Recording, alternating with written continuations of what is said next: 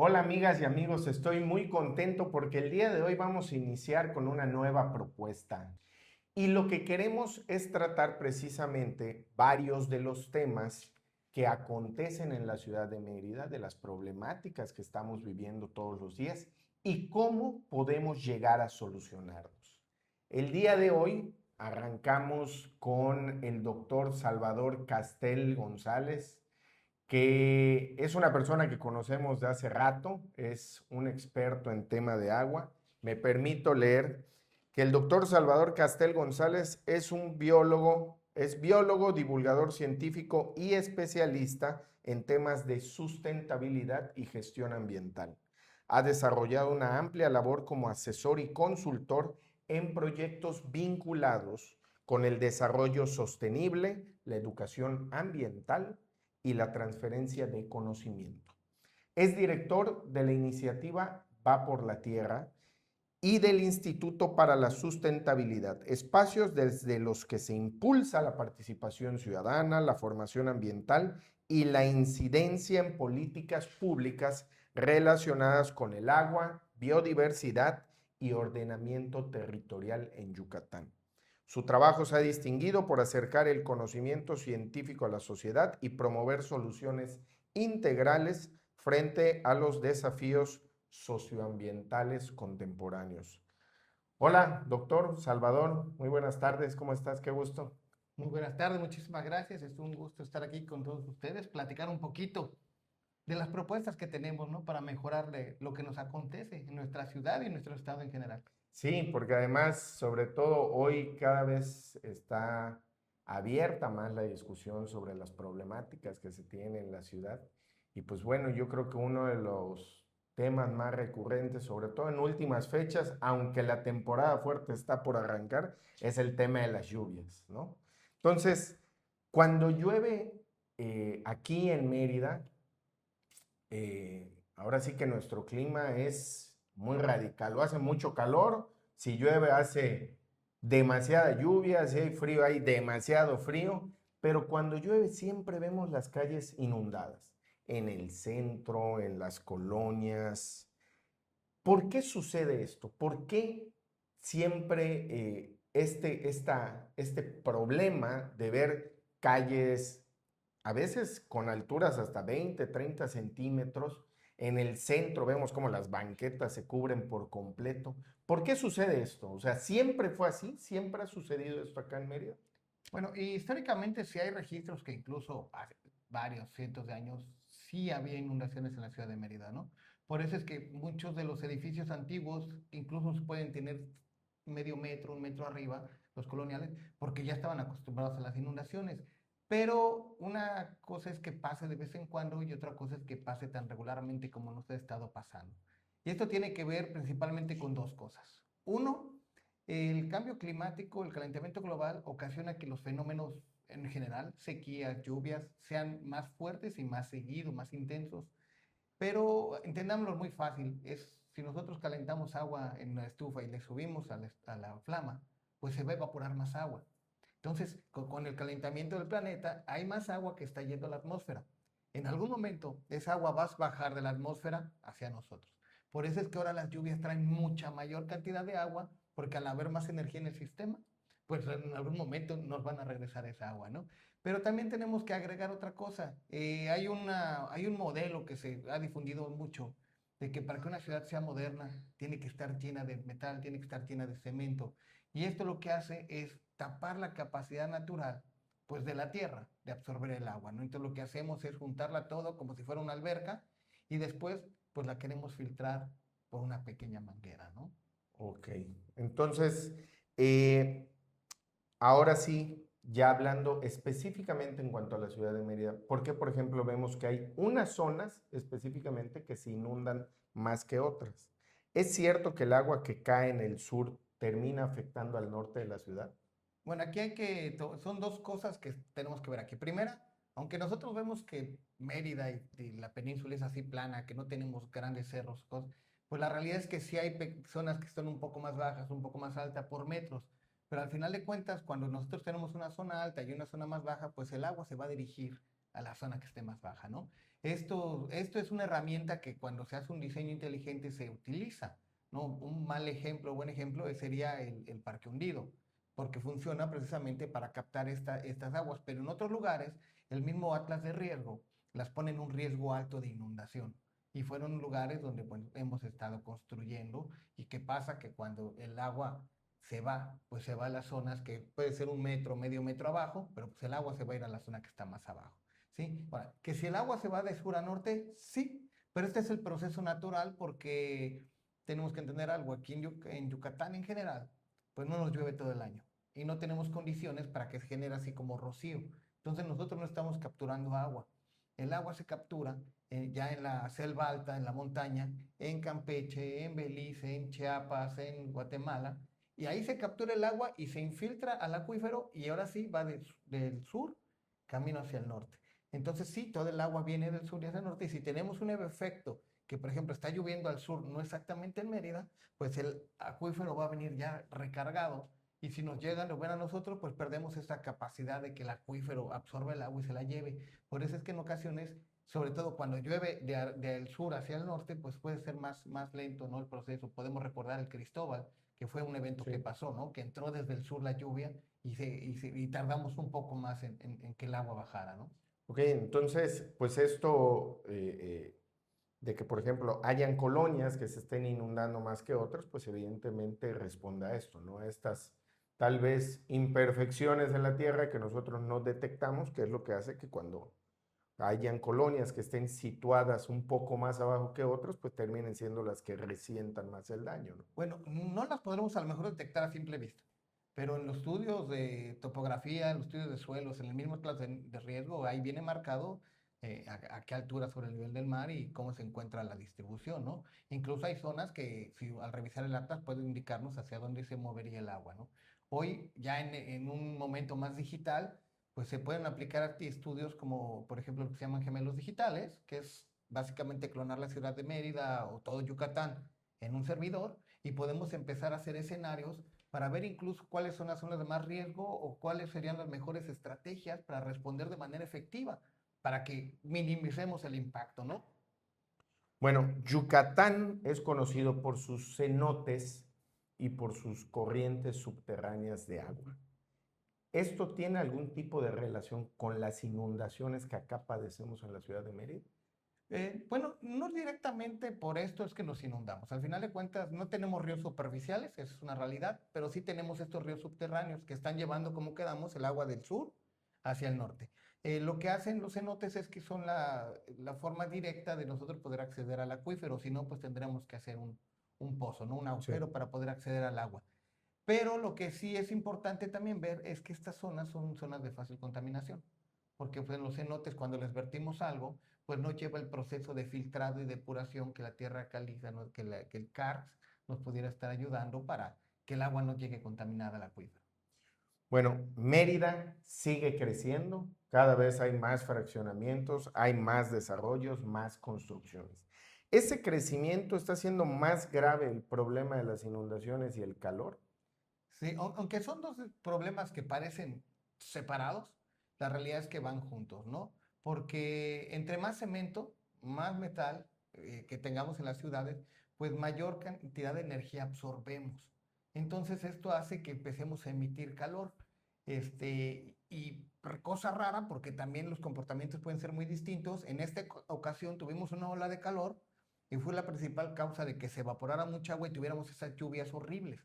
Pero recordaremos que hace 2 años tuvimos una ola de calor y al revés, ahí se generó un domo de calor y en vez de que la lluvia llegara a Mérida, pues le daba la vuelta, porque precisamente se forma un cúmulo de tanto calor que no permitía que la lluvia entrara.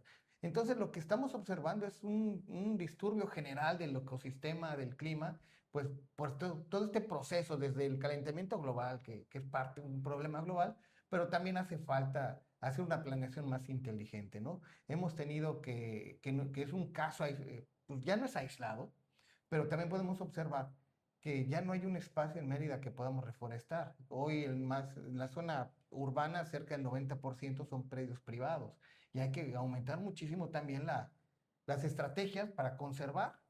o reforestar los predios privados, porque tampoco nos alcanzan hoy los predios públicos, ¿no? Entonces yo creo que hay que hacer estrategias que integren y que involucren a la población también para que nos ayuden a todo esto, ¿no? No, y yo creo que muchos hemos visto como esta imagen que luego se medio viralizó, ¿no?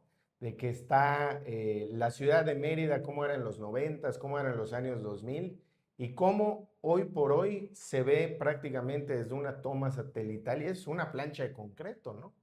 Entonces, pues evidentemente cuando estamos ahí en la Ciudad de México, luego nos dicen, oye, pues es que cómo aguantan el calor, ¿no? Nos dicen los del norte, porque ellos sienten que el calor de ahí es el más pesado.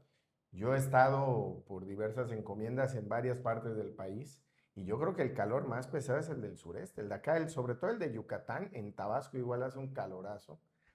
Pero yo, a ver si en mi conocimiento, cultura general o el poco contexto que pueda tener, yo precisamente lo que les digo como ejemplo es, a ver, si tú te das cuenta ya todo lo que es Mérida es una plancha de concreto, entonces prácticamente cuando el sol acá, que siempre nos pega duro, pues se convierte en una especie de sartén. Entonces por eso mismo sentimos todo la humedad, se convierte en bochorno, se convierte en una especie de sauna con el que vivimos día a día, a diferencia de otras zonas del estado, ¿no? Que están mucho menos impactadas por el concreto, ¿no? Entonces, lo que me impresiona es que me digas que ese calor que se genera por precisamente las condiciones en las que está hoy la mancha urbana, puede hacer o que llueva raudales como sucedió hace prácticamente unas semanas, o que de plano pues, se ahuyente la lluvia, ¿no? Efectivamente.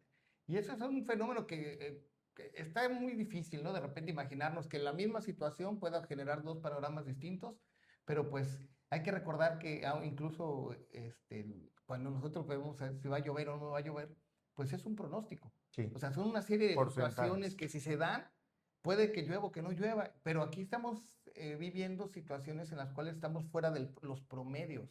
Muchos de los datos meteorológicos hoy se están teniendo que adaptar a las realidades de hoy, ¿no? Solo por poner un ejemplo, tuvimos en Acapulco huracanes, con el huracán que entró con una velocidad de 317 kilómetros por hora.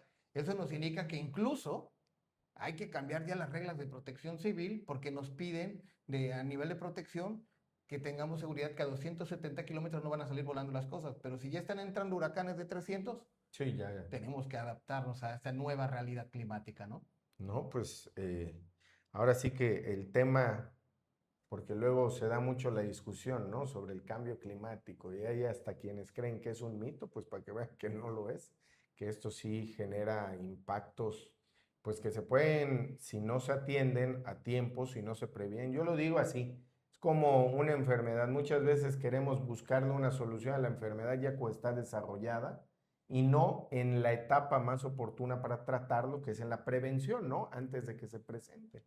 Y pues bueno, yo creo que ya estamos viendo ahora sí que los síntomas de una enfermedad como la que se padece con el cambio climático. Sería bueno entonces, pues sí, ya tomar las medidas necesarias para prevenir precisamente este tipo de cuestiones. Y sobre eso, por ejemplo, se habla mucho del tema de los árboles. Dicen que los árboles, además del fresco, además del tema de la oxigenación, también ayudan mucho más que obras de concreto, por ejemplo, en el tema de las inundaciones. ¿Esa es la solución? ¿Sembrar más árboles? ¿Qué tipo de árboles? ¿Cómo puede ayudar o aportar, por ejemplo, un árbol, un entorno, vamos a decir, como fuera un parque ecológico? ¿Cómo pueden ayudar a contribuir a evitar el tema de las inundaciones? Bueno, aquí hay que entender algo, hay que separarlo. Una cosa es recuperar y otra cosa es conservar lo que ya tenemos. Y hay que separarlo porque un árbol maduro, un árbol grande, sus raíces ya penetraron la piedra, ya son raíces profundas y nos ayudan a que el agua se filtre. Okay. Un árbol nuevo tiene 30, 40 centímetros de Sí, profundidad, no. pues no está ayudando a ese proceso de infiltración. Pero también hay un proceso que se llama evapotranspiración, y es donde yo les pregunto, ¿cómo creen que un árbol de 30, 40 metros, pues puede llevar los vitaminas y los minerales y todo lo que necesitan a la última hoja? No tiene un sistema de bombeo, no tiene un corazón, no tiene músculos. ¿Cómo va a poder hacer que esto suba todos los nutrientes? Y ese truco que la evolución se inventa se llama evapotranspiración, que es cuando las hojas en su proceso de fotosíntesis liberan un vapor de agua. Cuando liberan vapor de agua es como una manguera, cuando le chupas. Como hay vacío arriba, entonces empieza a subir. Cada vez que está liberando gas, está subiendo los nutrientes desde abajo. Pero en ese proceso, el agua se transforma, el agua líquida se transforma en gas. También este proceso requiere absorber energía. Entonces nos ayuda a enfriar el entorno y nos está ayudando a que el agua que estaba ahí abajo se está convirtiendo en gas y ya ya es vapor y ya se encuentra en el ecosistema, ¿no? Entonces un árbol maduro puede en un solo día evaporar entre 300 hasta 500, 800 litros. Entonces imagínate, si tuviéramos un montón de árboles, estaríamos evaporando el agua esa que nos está saturando el sistema y pues ya no tendríamos ni inundaciones o por lo menos bajaría más rápido el nivel del agua. Cuando hablan o cuando se plantea el tema de trabajar con la naturaleza para resolver los problemas de la ciudad, ¿a qué se refieren exactamente? A nivel mundial tiene unos años que se empezaron a promover algo que se llaman soluciones basadas en la naturaleza. ¿Qué significa esto? La naturaleza tardó millones de años en generar ciertos tipos de organismos, ecosistemas que tienen una función durísima, muy importante y que ya están perfectamente adaptados. Entonces, cuando nosotros llegamos, hubo una tendencia a poner infraestructura gris, a poner plantas de tratamiento, cuando la realidad es que ese mismo trabajo, bien, mejor y sin mantenimiento, lo pudiera hacer un humedal artificial, donde nosotros pudiéramos estar haciendo el proceso y así, sin ni siquiera meter las manos.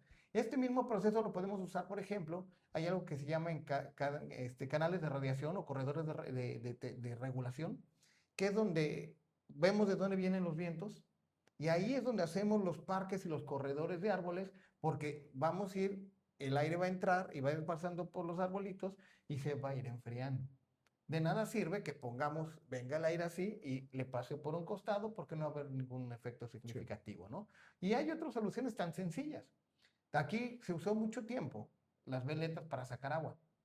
Si sacamos agua y ponemos radiadores, es decir, acueductos como los que había, donde pueda haber agua corriendo, pues la misma agua empieza a absorber la energía del medio y baja la temperatura. Entonces hay un montón de estrategias que ya se están aplicando, no son cosas nuevas. Las ha usado desde culturas prehispánicas hasta se están usando en ciudades como, no sé, en Francia, ¿no? En París, se están usando en Finlandia, se está usando en Colombia, en muchos países ya se está aplicando. Simplemente es recuperar estas estrategias y metodologías que no cuestan mucho más, y también hay que considerar que el no hacer nada nos va a costar mucho más a corto plazo. Sí. Bueno, ¿qué podemos hacer como ciudad para convivir mejor con las lluvias? Hay un término bastante interesante que se ha estado sonando mucho, tú mismo lo has promovido, el tema de ciudad esponja. ¿Qué significa esto? Bueno, la ciudad esponja es un diseño armonizado con las mismas herramientas que la naturaleza tiene para filtrar agua. Uno es utilizar en las zonas bajas estos parques que pudieran servir como vasos reguladores para almacenamiento de agua, ¿no? Un ejemplo es el Parque Hundido, o bueno, los parques hundidos que tenemos en Mérida, ¿no? Otro ejemplo es usar jardineras de lluvia, que lo que hace es que en vez de solo poner el árbol, se hace un sistema donde se pone varios niveles de grava y al final las plantas, y por la misma agua por ahí se va infiltrando. Pero también hay que entender algo. Hay cosas que también nosotros tenemos que tener una participación, porque algo que es muy común es que en nuestras casas, con tal de no estar viendo el chascap, con tal de no estar cuidando recogiendo las hojas del árbol, pues quitamos el árbol y ponemos piso. También nosotros estamos así limitando la capacidad de nuestra propia casa, pues para absorber el agua que nos tocaba, ¿no? Entonces, si el agua que se iba a absorber en nuestra casa todavía la aventamos hacia la calle, pues ya no es solo lo que cayó ahí. Las casas le están aventando el agua que se debió de haber absorbido ahí y después la estamos mandando a un pequeño pozo pluvial que en ese momento ya es ineficiente, ¿no? ¿No? Eso me parece bastante interesante porque curiosamente es una de las constantes que se ve. Estuvimos apoyados con algunas gestiones en esto de las inundaciones, pues con pipas, digo, al final, ¿qué es lo que trata de hacer? Son paliativos porque realmente es extraer el agua porque sí habían situaciones críticas en algunas viviendas. Extraes un tanto de agua, pero luego veíamos cómo llegaba una pipa, llegaba otra y el agua pues apenas baja, baja, baja. Y decíamos, pues es que no, yo creo que la estrategia el día de mañana no puede ser, vamos a adquirir, no sé, 1000 pipas más para seguir sacando agua, ¿no? O sea, se tiene que resolver.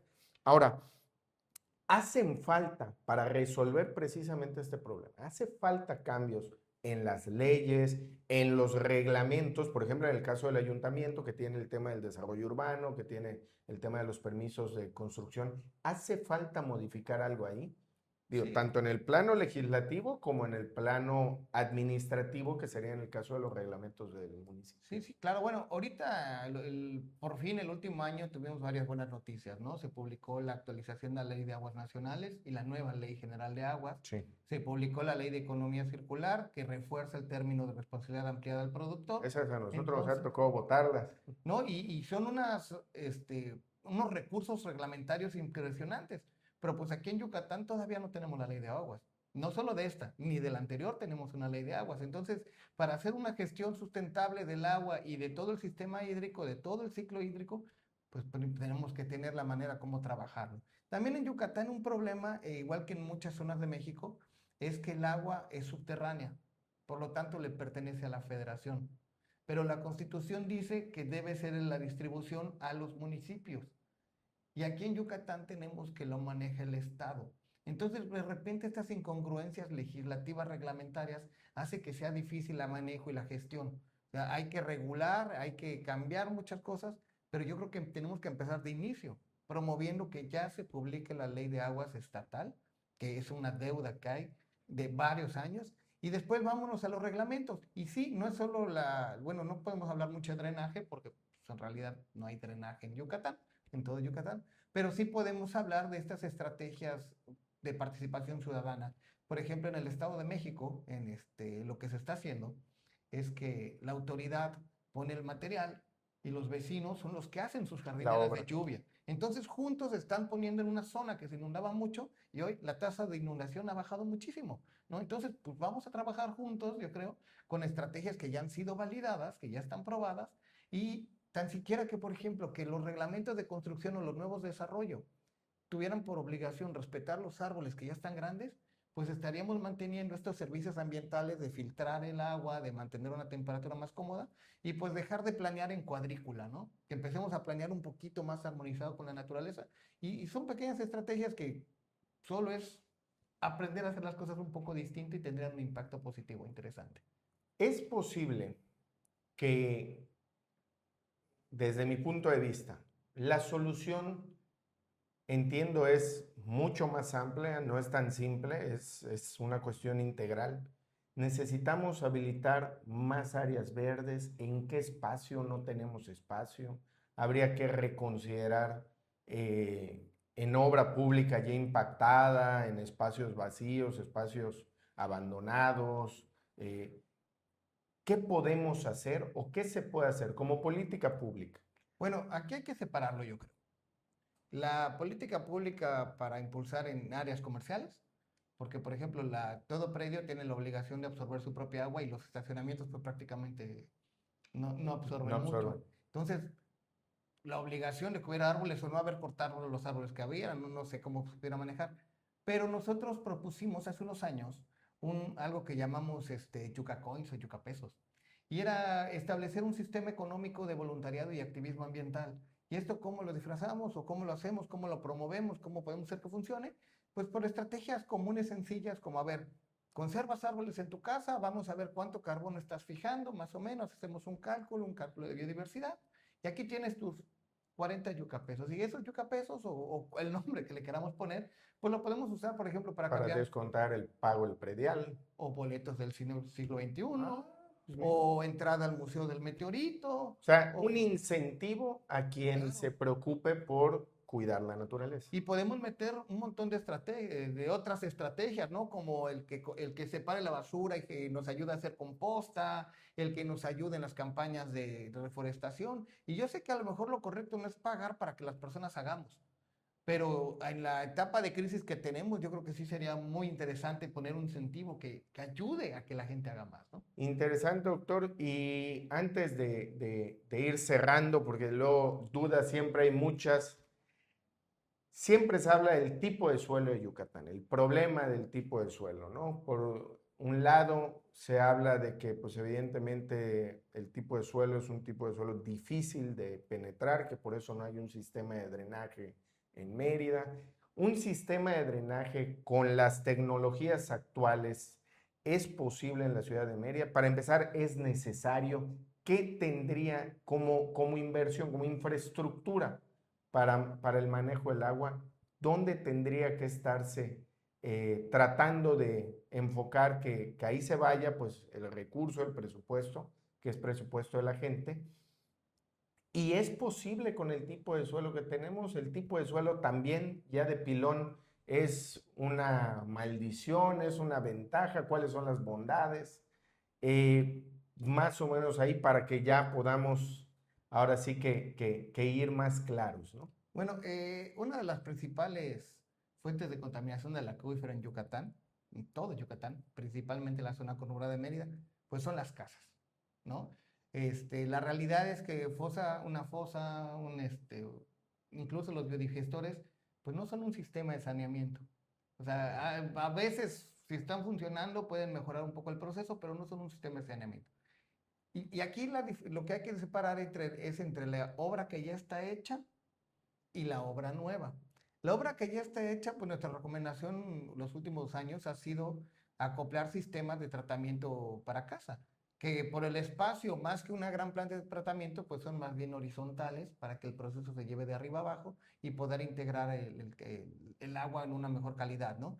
Hace algunos años hubo una propuesta donde la misma agua de la fosa se iba a un pequeño humedal que se hacía a un costado de la De la casa, vivienda.